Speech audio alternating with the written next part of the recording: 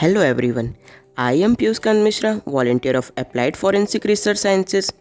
Here I am presenting my topic Gunshot Residues and its examination. Moving forward, we could discuss about content, introduction, types of GSR, collection and preservation, examination technique, significance in forensic science, conclusion. Firstly, we know about the GSR. What is GSR? Gunshot residue analysis detects trace element, lead, barium, and antimony left from the primer of a discharge firearm. These residues can be found on a shooter's hand, clothing, or surrounding surfaces.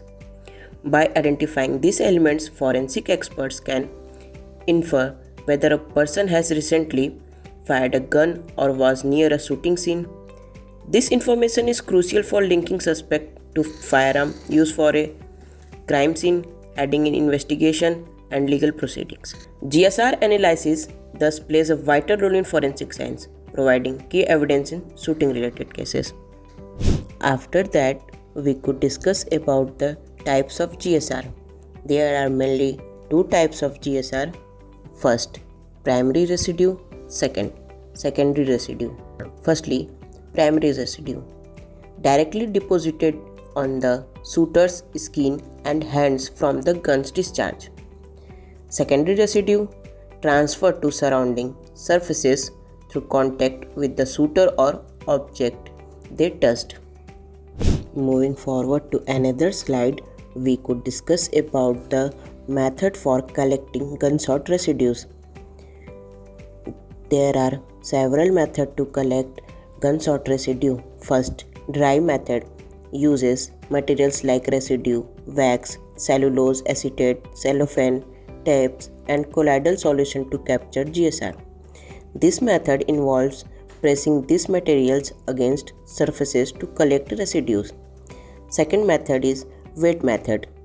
Utilizes moistened filter paper or cotton swabs treated with acetic or nitric acid to gather GSR.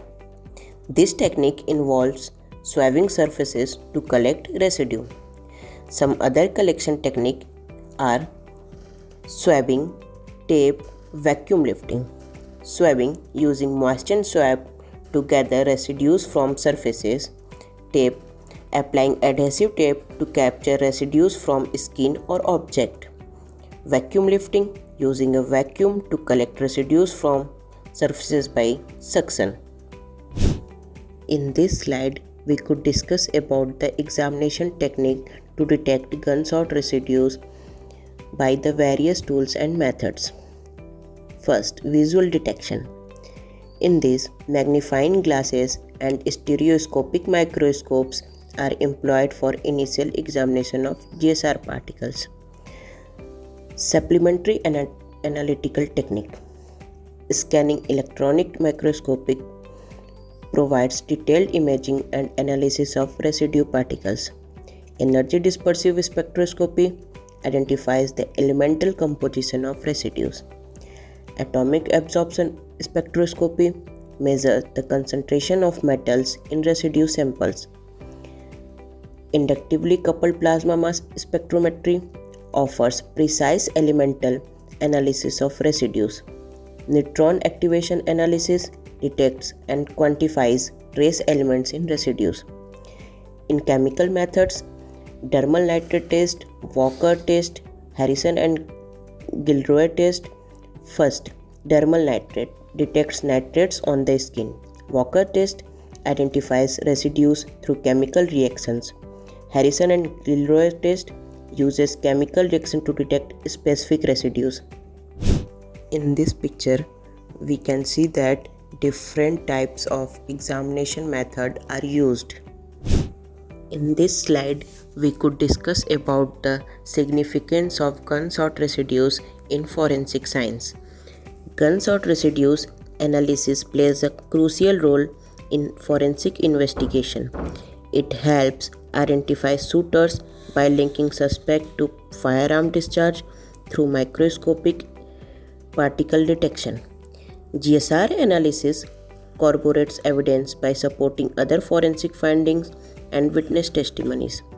It can estimate time since the firearm was discharged, providing insight into the timing of events. Additionally, it reconstructs scene by determining the shooter's position and movements. The absence of GSR can exclude suspect, ruling out their involvement. Finally, GSR analysis supports cases in court by providing scientifically backed evidence, enhancing the reliability of the forensic investigation. After that, we conclude our topic. Gunshot residue analysis is vital for forensic investigation, revealing whether a suspect discharged a firearm or was near one. Techniques like EDS and SEM enable precise particle identification.